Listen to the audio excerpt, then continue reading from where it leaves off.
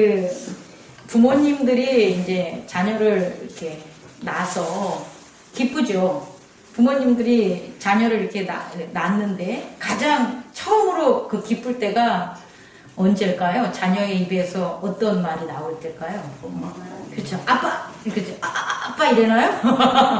엄마, 아빠 이럴 때 완전 나를 불러준 거죠. 그 자녀가 우리 엄마는 10달 동안에 10달 맞죠? 12달 아니죠. 10달 동안에 이제 그 임신을 해서 품고 낳잖아요. 그 고난과 해산의 고통과 그 뭐 이루 말할 수 없는 그런 고생 끝에 아기가 낳는데 그 아기가 내 이름을 뭐 해줄 때 이렇게 불러줬을 때 그 기쁨은 이루 헤아릴 수 없는 아마 뭐 감사와 은혜와 그런 순간이 아닐까 합니다. 근데 역으로 있잖아요. 자녀의 입에서 무슨 말을 이렇게 나올 때, 야, 진짜 살기 싫어질까? 내가 얘를 도대체 왜 키웠을까?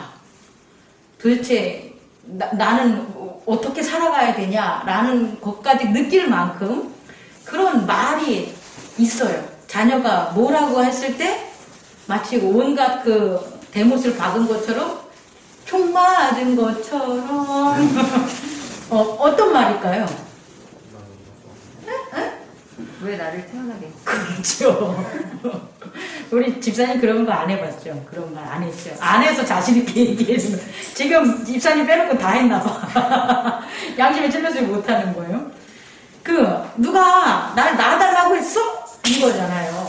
아니, 내가 낳아달라고 해서 날 낳아준 거야? 라는 그 말을 듣는 순간, 부모는 모든 그런 어떤 생이나 그 노력이나 그 삶의 회의를 느낀다는 거죠. 저 목사도 그런 걸 해요. 막 뭐 뚝딱뚝딱 거리고 뭘 만들어 놓던지 뭔가를 막 준비해 놨는데 막상 성도가 뭐라고 합니까? 에휴, 왜 이런 거 하세요?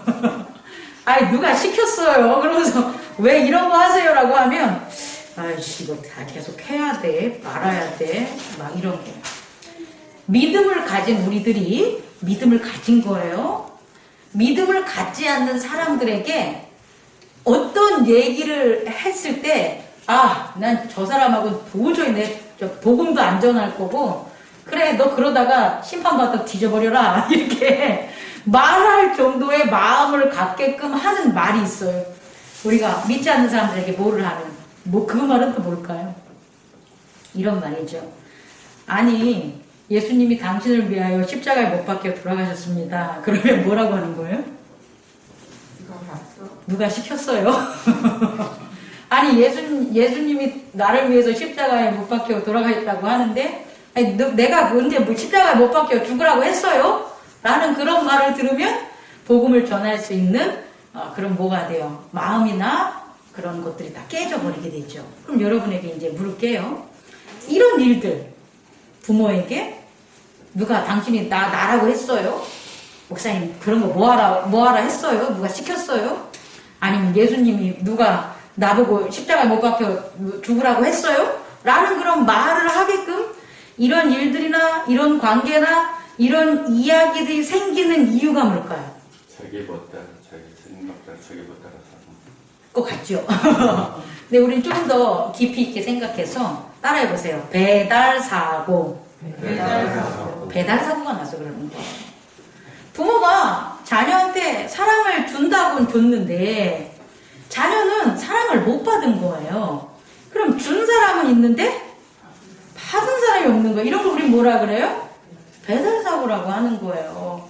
열심히 일을 해가지고 뭔가를 만들어서 난 당신을 위해서 이렇게 한 거야. 난 당신을 즐겁게 하려고 한 거야. 당신에게 좋아서 나는 이걸 한 거야 라고 하는데 그 사람은 나 그거 별로 안 좋아하는데 배달사고가 일어난다는 거예요.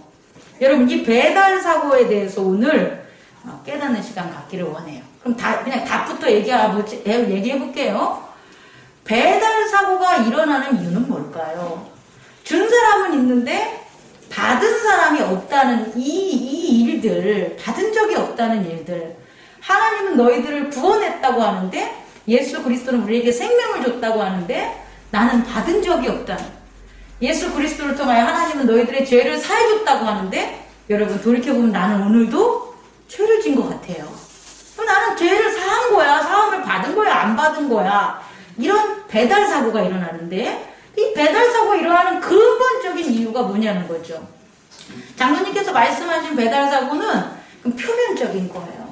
내 멋대로 나 안 받았어, 나 바빠요, 나중에 받을게요. 이런 것들은 표면적인 거고 그 표면적인 걸 나타나게 하는 배달 사고의 근본적인 원인은 뭐냐면 따라해봅시다. 믿음이 없어서. 믿음이 없어서. 믿음이라는 게 없으면요 배달 사고가 나는 거예요. 뭐든지 어떻게 그 정확하게 가던 그레이트한 걸 하던 누군가 어떤 사람을 갖다가 세우던 힘이 있던 건강이 있던 돈이 있던 지식이 있던 마음씨가 좋던 상관없어요. 그 모든 것으로 만든 행위에 뭐가 없으면 믿음이 없으면 무슨 사고가 난다? 배달 사고가 나는 거예요. 그러니까 여러분들은요 자녀를 사랑하기 전에 뭘 해야 되는 거예요? 믿음을 만들어줘야 되는 거예요. 누군가와 관계, 저와 여러분이 제가 하나님 예수 그리스도를 여러분에게 전하고 말씀을 이렇게 설교하는 것 그것도 중요한데 제가 여러분들에게 배달 사고가 일어나지 않게 하려면 여러분들에게 제가 뭘 줘야 돼요? 믿음을 줘야 되는 거예요. 제가 여러분에게 믿음을 주지 못하면 아무리 제가 전하는 하나님 말씀이 오리지널, 진리, true라고 해도 여러분의 마음, 여러분 안으로 갈 때 뭐가 생긴다? 배달 사고가 난다는 걸 잊지 마세요. 그건 다 모든 영역에 적용이 되는 거예요. 부모와 자녀, 우리가 일하는 모든 것에 있어서도 먼저 뭐를 줘야 된다? 믿음을 생기게 해야지만 뭐가 없어진다? 배달 사고가 없어짐을 깨닫는 저와 여러분 되기를 원합니다. 그래서 오늘 로마서 4장 말씀에 보면 그럼 우리의 조상인 아브라함의 의가 도대체 어디서 왔냐라는 거예요. 그 아브라함의 의가 아브라함의 행위냐, 아브라함의 할례냐, 아니면 아브라함의 무할례냐라는 거예요. 그럼 다시 말해서 아브라함의 의가 어디서 왔냐라고 묻는 것은 그 답은 아브라함의 의는 어디서 왔다는 거예요? 믿음에서 왔다는 거예요. 결국 로마서 4장에 바울이 그 로마인들에게 전하고 로마의 기독교인들한테 전하고 오늘날 우리에게 전하는 건 뭐냐면 아브라함의 의는 뭐에서 바탕이 됐다? 믿음에서. 그럼 아브라함이 뭐가 없다면? 믿음이 없었다면 아브라함은 의롭다 칭송 받는다 못 받는다? 못 받는. 그가 할례를 받던 할례를 받지 않던 그에게 뭐가 없으면 믿음이 없으면 의롭다함을 받을 수가 없다는 게 오늘 로마서 4장의 주제입니다. 그럼 여러분 두 번째로 제가 여러분에게 전하고 싶은 것은 그럼 이 믿음이라는 게 도대체 원래부터 있었냐는 거예요. 믿음이라는 게. 내가 타고나면서 자녀가 엄마의 뱃속에서 나오면서 믿음을 가지고 있다면 믿음이 자녀에게 있는 거잖아요. 우리가 이 땅에 오면서 믿음이 우리 안에 있는 거라면 이 땅에 태어난 모든 자들이 하나님을 믿게 될 거 아니에요. 근데 중요한 건 믿음은 우리 안에 있는 거예요, 없는 거예요? 없어요. 그러면 믿음은 우리 게 아닌 거라는 거예요, 여러분. 여러분, 우리 믿는 사람들이 가장 착각하는 게 뭐냐면 나 믿어요 그래요. 나 믿어요. 이 말이 세상에 있었을 땐 가능한데 사실 믿어요는 그 사람 안에 뭐가 있는 거예요? 믿음이 있어야 돼요. By faith, 믿음이 있어야지만 믿을 수 있는 거예요. 지식이 있어야지만 좋은 말을 할 수가 있는 거예요. 힘이 있어야지만 힘센 일을 하는 거예요, 여러분. 돈이 있어야만 물건을 사는 거예요. 이 있다라는 의미에 믿음이 있기 때문에 믿을 수 있는 거예요. 다시 말해 믿음은 내가 만드는 게 아니라는 거예요. 내 소유가 아니라는 거예요. 그래서요, 아주 중요한 건데요. 믿음은 주관적이지 않아요. 여러분, 우리는 그동안 아, 이 사람은 잘 믿는 것 같고, 저 사람은 못 믿는 것 같고, 나는 잘 믿는 것 같고, 어쩔 땐 나한테 믿음이 없는 것 같고, 이건 주관적 해석이에요. 주관적 증거로 믿음을 생각했는데, 그게 착각이고 잘못된 거라는 거예요. 그것 때문에 배달사고가 일어난다는 거예요. 중요한 건 믿음은 주관적 증거가 아니라 객관적인 증거예요. 객관적인 건 뭐냐면 나로부터 나온 게 아니라 나 아닌 존재로부터, 나 아닌 세계로부터 나온 게 객관적인 거예요. 이거 이해할 수 있겠습니까? 주관적인 건 내가 만들어 놓은 거라면 객관적인 건 내가 만들어 놓지 않는 게 뭐가 되는 거예요? 객관적인 거예요. 그래서 믿음은 객관적 증거예요. 근데 우리는 그동안 믿음을 어떻게 찾았냐면 주관적 증거로 찾았다는 거예요. 그래서 제가 여러분들한테 질문을 합니다. 당신 죄사함 받았습니까? 여러분 죄사함 받았습니까? 이렇게 얘기하면 예! 라고 대답하거나 아니요! 라고 대답할 수 있다는 거예요. 당신 의롭습니까? 당신 의로운 거에 대한 칭함을 받았습니까? 하나님께서 여러분을 의롭다 하십니까? 라고 하면 여러분들이 예! 아니면 뭐라고 하는 거예요? 아니요라고 하는 거예요. 예냐 아니요라고 하는 대답이 나올 수 있는 것은 주관적 증거라는 거예요. 그런데 예나 아니요로 답하지 않는 진리적인 것, 예냐 아니요라고 물어볼 수도 없는 객관적 증거가 바로 믿음을 만든 거라는 것, 믿음이라는 것을 여러분 깨닫는 시간 갖기를 원합니다. 그럼 세 번째, 그러면 여러분 믿음은 어떻게 생기는 건가 이제 해야 되지 않겠습니까? 믿음은 내 거다? 대답 좀 했어. 믿음은 내 거다?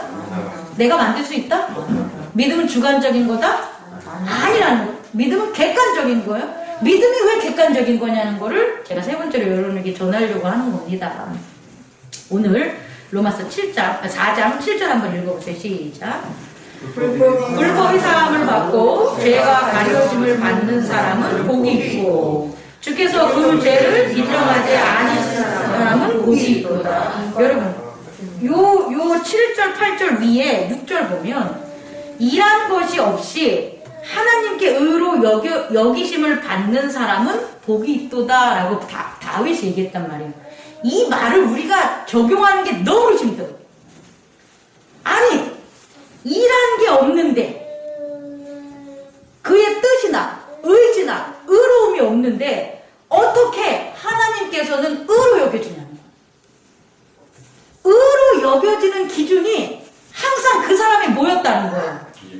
그 사람의 행위, 그 사람이 나타나는 생각, 행위나 생각이라는 그 겉사람의 그 사람의 나타나는 일, 그러니까 생각이나 행위는 일이라고 치자고요. 그것을 통해서만 우린 여태껏 뭐 받았습니까? 당신 잘했어. 당신 못했어. 이렇게 했잖아요. 세상은 그런다는 거예요. 세상이 말하는 의는 일로서 나타난다는 거예요. 무엇을 했냐, 안 했냐, 잘했냐, 못했냐에 따라서 세상에는 의를 만든다는 거예요. 그런데 오늘 성경을 봤는데 아주 생뚱맞은 거예요. 사실은 이 말이.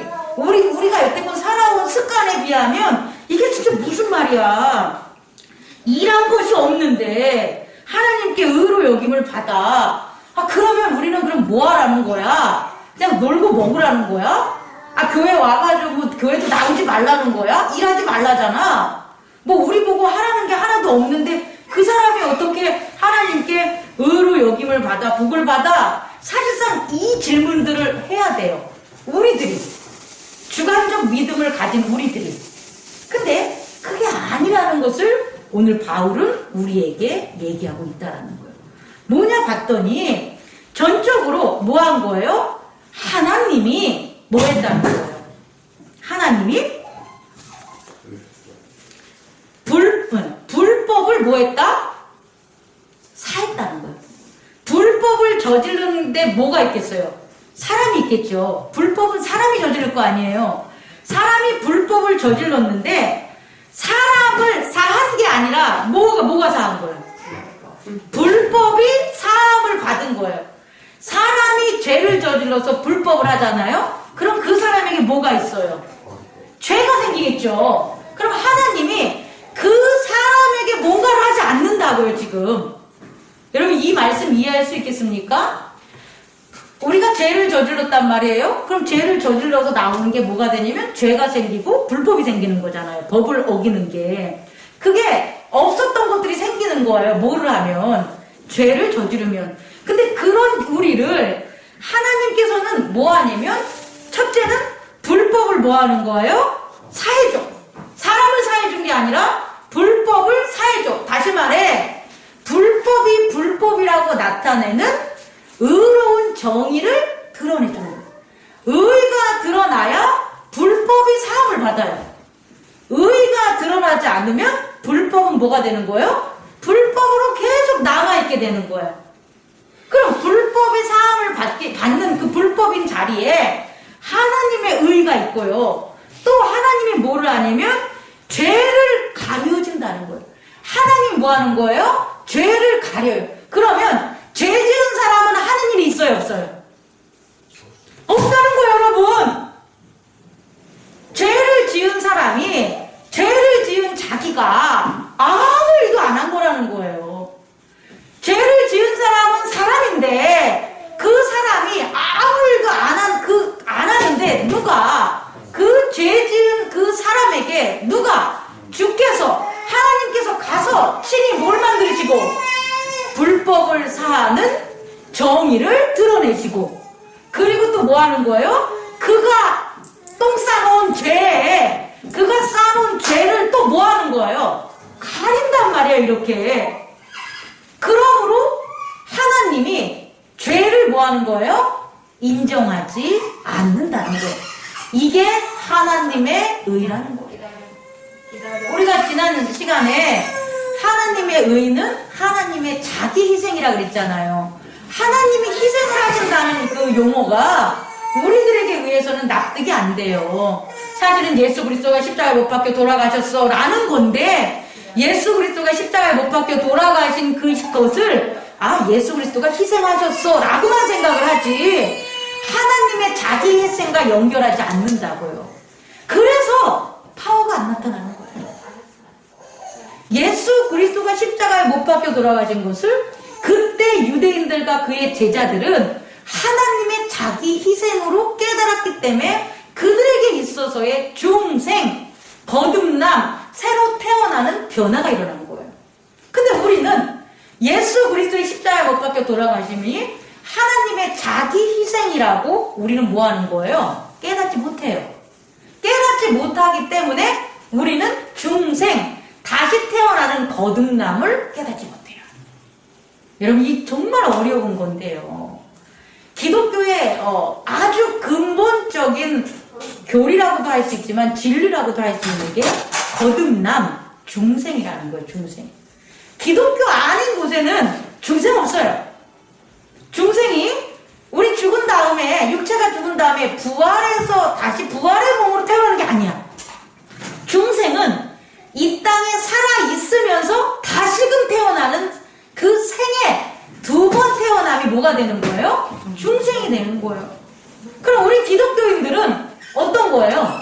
다시 태어난 거예요. 근데 여러분들 스스로는 죽었는지도 몰라. 아니, 내가 죽었는지 모르니까 내가 다시 태어나는 걸 모르는 거예요. 그런데 어떻다는 거예요? 기독교의 가장 진리는 중생에 있다는 거예요. 우리가 죽어서 부활하는 게 아니라 살아있는 이 순간에 예수 그리스도의 희생, 다시 말해 하나님의 자기 희생, 하나님이 자기를 희생함으로 불법을 사하고 뭐 한다는 거예요? 죄를 가리웠다. 그 죄를 가리고 불법을 사할 때 하나님이 놀고 먹고 기뻐서 한 게 아니라고요.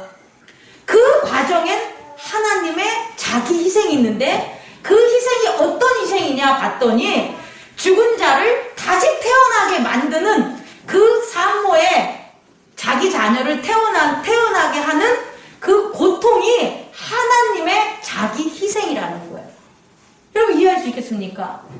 그래서 중생했다고 해서요 죄의 세상이 아닌 게 아닌 거예요. 중생한 사람들이 저 하나님의 마지막에 혼인잔치에 있는 천국에서 중생하는 게 아니라는 거예요.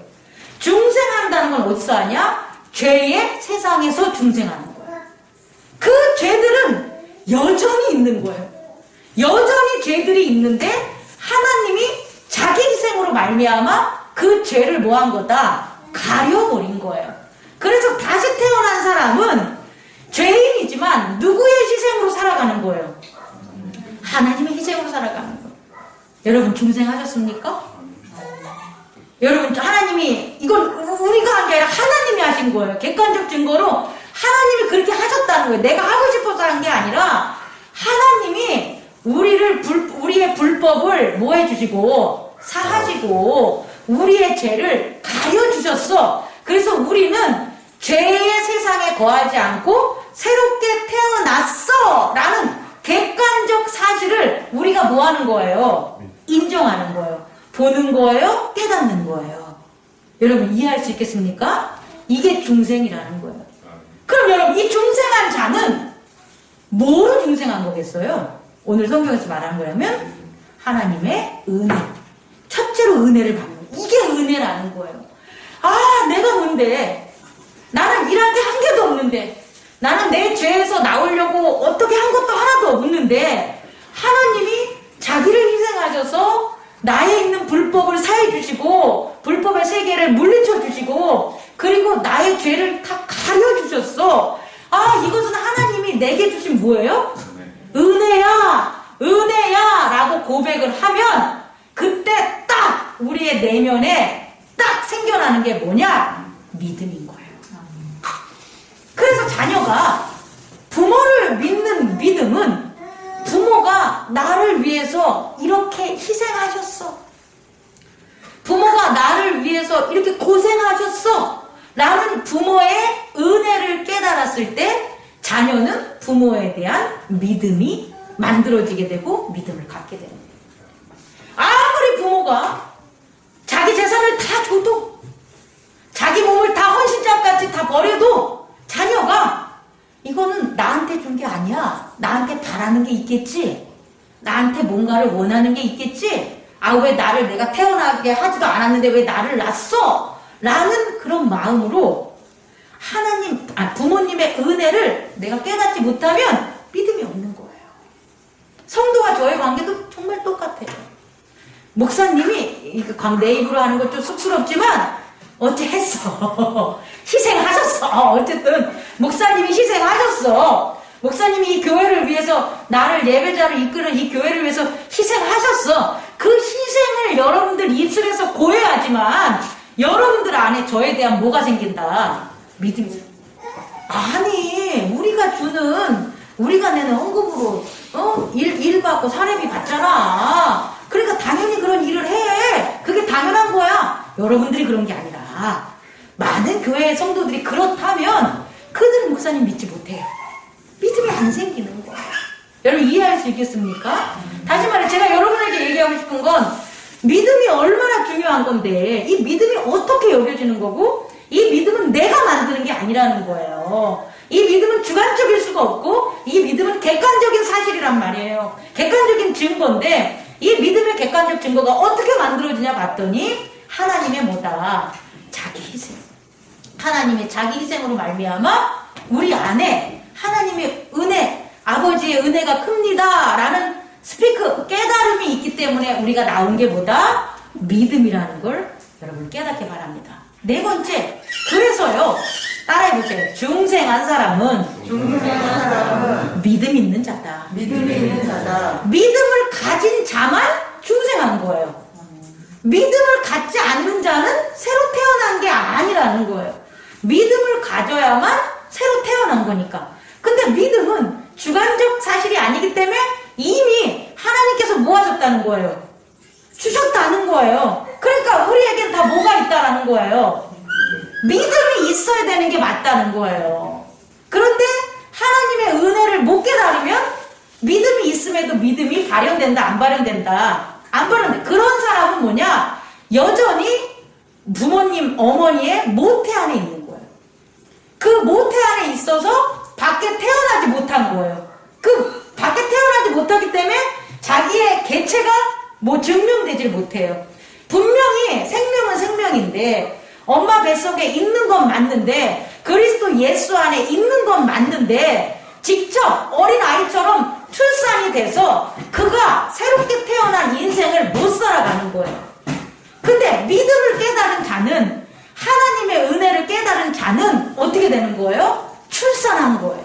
다시 말해 그리스도 예수 안에서 이 땅에 낳게 된 거예요. 그럼 그 난 자, 어디서 난 거냐? 예수 그리스도를 통하여 난 자가 되기 때문에 그는 뭐가 되냐? 상속자가 되는 거예요. 누구를 통해서 낳기 때문에? 예수님을 통해서 낳았기 때문에 중생한 자는 믿음이 있는 자고, 믿음이 있는 자는 다시금 뭐가 되냐? 상속자의 지위를 얻게 된다는 거예요. 자, 이제 네 번째 심화로 들어가면, 상속자기 때문에 예수 그리스도를 통하여 하나님의 나라를 유업으로 받은 자기 때문에 그 자는 마땅히 이제 뭐라는 말을 칭해야 돼? 의인이라는 말을 칭해야 돼. 당신은 의인이야. 당신에겐 의가 보여. 당신에겐 의가 있어. 라는 그와 같은 스피킹을 말해야 되고, 리슨, 들어야 되는 거예요. 그게 칭의라 그러는 거예요. 그럼 여러분, 내가 네 번째 나가면서 여러분에게 할게요. 중생 거듭남도 내가 하고 싶어서 한 게 아니죠. 주관적 사실이 아니죠. 칭의는? 칭의도 주관적 해석이 아니에요. 주관적 사실이 아닌 거예요. 다시 말해, 내가 의롭다 칭함 받는 게 내가 하는 일, 내가 교회를 잘 섬기는 것, 내가 뭐 말씀을 잘 깨닫는 것, 그런 걸 통해서 너 참 의롭구나 라는 소리를 듣는 게 아니라는 거예요. 나의 행동과 나의 생각과 나의 능력으로 너 참 의롭구나 라는 소리를 듣는 게 아니기 때문에 이 또한 칭의도 주관적 사실 증거가 아니라 객관적 사실 증거가 되는 거예요. 그럼 칭의, 의롭다는 것을 이제 우린 들어야 되는데 어떻게 듣냐는 거예요. 중요한 건 내가 하는 행위나 믿음이 아닌데, 내가 하는 말이나 행동이 아닌데 난 어떻게 의롭다는 걸 들을 수가 있다는 거예요? 이게 이제 되게 중요한 건데요, 여러분. 우리 물질의 세계에서는 그런 것들이 다 사라졌어, 사실은. 이 현대 사회에 오면서. 근데 고대 사회에는 남아있어요. 고대 사회에 있어서는 있잖아요. 여러분이 이해하기 쉽게 말하면 새손으로 이렇게, 새손이라는 게 있잖아요. 새손으로 책봉이 되면 그 새손이 망난이든 똘똘하든 혹은 약하든 강하든 상관없이 걔는 뭔 거예요? 걔는 새손인 거예요.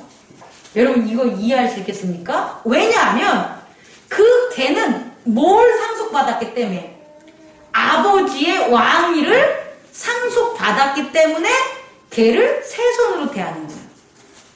오늘날 우리에겐 그런 게 없지만 고대 사회에 있어서는요, 자녀들, 사람들 성인으로 클 때까지 그 자녀를 보고 판단하지 않아요.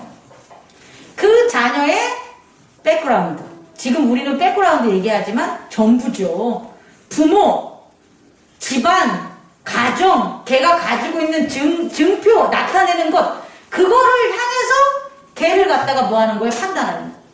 신분제도가 있었을 때 양반은 그래서 뭐 하는 거예요? 양반은 다 죄가 없는 것들이 많아. 아니 어차피 다 죄가 없는 거야, 사실은. 양반보다 더 죄가 없는 건 임금이겠죠. 임금은 죄가 있어서는 안 돼. 죄가 없는 거예요. 그건 그 사람이 죄를 저지르냐 안 저질러에 의해서 그 사람이 죄가 없다고 하는 게 아니라 그 사람이 뭐기 때문에? 임금이기 때문에. 왕이기 때문에. 양반이 잘나고 못나서가 아니라 그가 뭐기 때문에? 양반이기 때문에. 그럼 반대로 천민은 그가 죄를 졌기 때문에 죄인이 되는 게 아니라고요. 그가 죄를 안 졌기 때문에 죄인이 안 되는 게 아니라고요. 그가 뭐기 때문에? 천민이기 때문에. 여러분 이 원리를 깨달아야 돼요. 왜냐하면 우리는 믿음의 세계는 물질의 세계가 아니기 때문에 그래요. 마찬가지로 우리가 의롭다 칭함을 받는 것은 우리 때문이 아니라고. 그럼 뭐 때문이에요? 우리 안에 계신 하나님의 예수 그리스도. 예수 그리스도가 여러분 안에 있다는 거예요. 그 뭐를 통해서? 중생을 통한 상속자. 그래서 중생하면 의롭다 칭함을 받는 거예요. 아니, 저 사람이 잘해고 못해고 해가지고 의롭다 칭함을 받는 게 아니라 중생한 자는 뭐가 있기 때문에 예수 그리스도의 상속자의 표가 있다라는 거예요. 그걸 뭐냐라고 보면 마음의 할례 성령님이 되는 거예요. 중생한 자는 그냥 있는 것이 아니라 생각이 있는 것이 아니라 하나님께서 보내신 성령이 예수 그리스도로 말미암아 그가 있기 때문에 누가 의롭다 칭함을 받는 거다.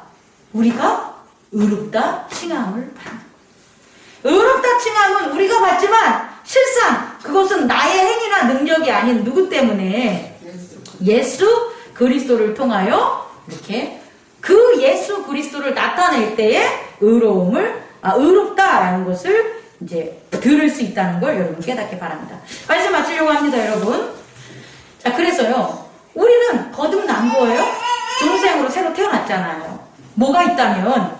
믿음이 있다면. 믿음이 있는 거예요. 겨자씨만큼이나. 그럼 여러분, 최악의 경우만 얘기할게요. 이렇게 중생한 자는 영생할까요? 중생을 해야지 영생을 합니다. 하지만 중생한 모든 자가 영생하는 건 아니라는 거예요. 이 말은 어떤 의미일까요? 이 말은 거듭 태어나면 뭐 해야 된다는 거예요? 의로움을 받아 성장해야 된다는 거예요. 중생을 했는데 새롭게 태어난 하나님의 자녀로 상속자로 사는데 성장하지 않는다면, 다시 말해 여러분이 10년 동안 아기를 잉태해가지고 낳았어요. 낳는데 그 아기가 너무 예뻐, 감사해, 은혜로워, 하나님 복 줘서 감사합니다 라고 해서 하나님께 막 정말 영광을 돌렸어. 근데 이 아이가 뭐 하지 않는다면, 성장하지 않아. 그럼 뭐가 돼요? 그게 오히려 아이가 자라지 않으면 그게 오히려 어떻게 돼요? 해가 되죠. 남들 아이들은 다 잘하는데 잘하지 않고 있으면, 그럼 잘하지 않으면 어떤 일이 벌어져요? 죄가 가려진 거지 죄가 없는 세상이 아니라 그랬잖아요. 죄가 가려진 이 세상에 죄들이 가만히 있겠냐고. 중생한 어린아이들 뭐 하려고 죽이고 빼앗기고 아주 훔쳐가려고 온갖 짓을 할 거 아닙니까? 그렇지 않겠습니까? 그래서 중생한 자는 반드시 뭐 해야 된다? 성장해야 되는데 그 성장하는 그 하나하나의 과정들이 뭐가 되냐? 칭의라는 거예요. 우리의 믿음이 점점 성장하려면 우리는 의롭다는 칭찬을 받아야 돼요. 근데 그 의롭다는 칭찬이 우리 보고 개인별로 의롭다, 목사님 참 잘났어요, 목사님 좋아요 라는 게 칭찬이 아니라, 그건 나를 칭찬하는 거고 내 안에 역사하신 예수 그리스도 하나님에 대한 칭의가 되는 거예요. 목사님을 보면 목사님한테 뭐가 나타나야 되는 거예요? 예수 그리스도의 고백이 들어가요. 오늘 여기서 말한 것처럼 24절, 의로 여기심을 받은 우리도 위함이니 곧 예수 우리 주를 죽은 자 가운데 살리신 이를 믿는 자니라. 뭘 믿냐? 예수는 우리가 범죄한 것 때문에 내줌이 되고 또한 우리를 의롭다 하기 위해 살리셨다라는 거예요. 그 예수가 우리의 죄를 사하시고 예수가 우리를 살려서 부활시킨다는 그 고백이, 그게 칭의가 된다는 거예요. 그 고백들이 여러분 안에서 계속 나오는 거예요. 목사님 만나면, 목사님 한 주 동안 살았는데 예수 그리스도가 우리를 위해서, 나를 위해서 죽으심을 제가 깨달았어요. 그리고 그것을 말씀을 통하여 간증하는 게 있어요. 그걸 갖다 저한테 얘기를 해. 그러면 그게 저를 뭐 한다는 거예요? 칭의. 그게 저를 의롭게 한다는 거예요.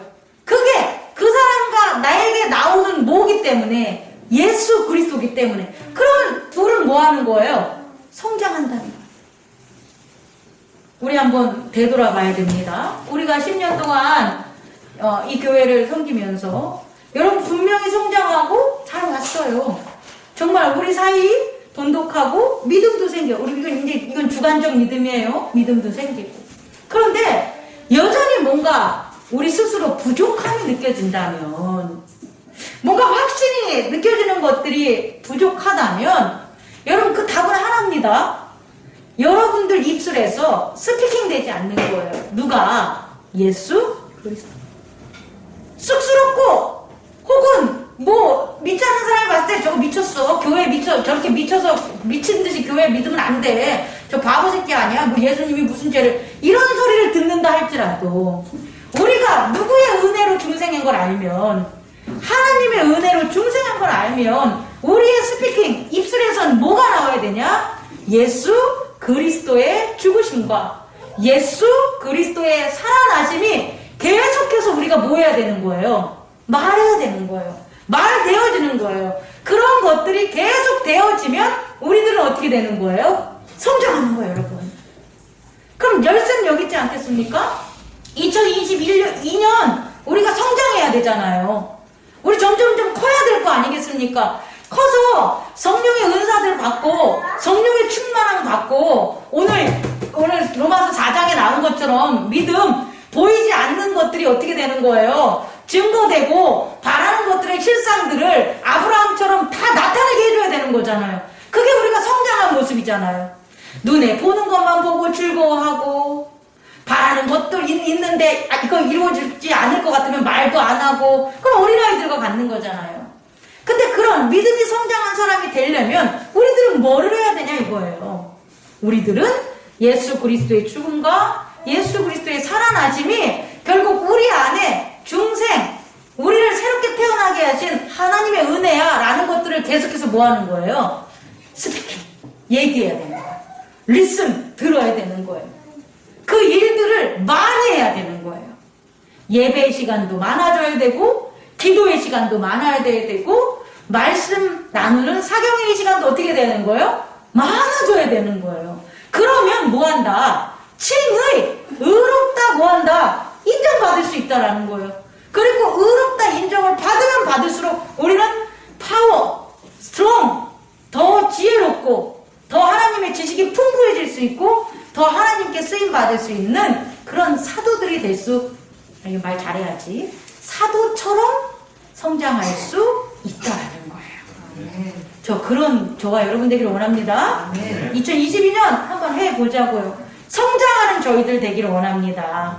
그래서 정말 우리 가족의 믿지 않는 자녀들, 또 믿지 않는 남편들, 믿지 않는 이웃들도 그 예수 그리스도의 그 중생의 그 깨어남, 하나님의 은혜가 그들에게 넘쳐나는 그런 시간을 우리가 보냈으면 좋겠습니다. 기도하겠습니다.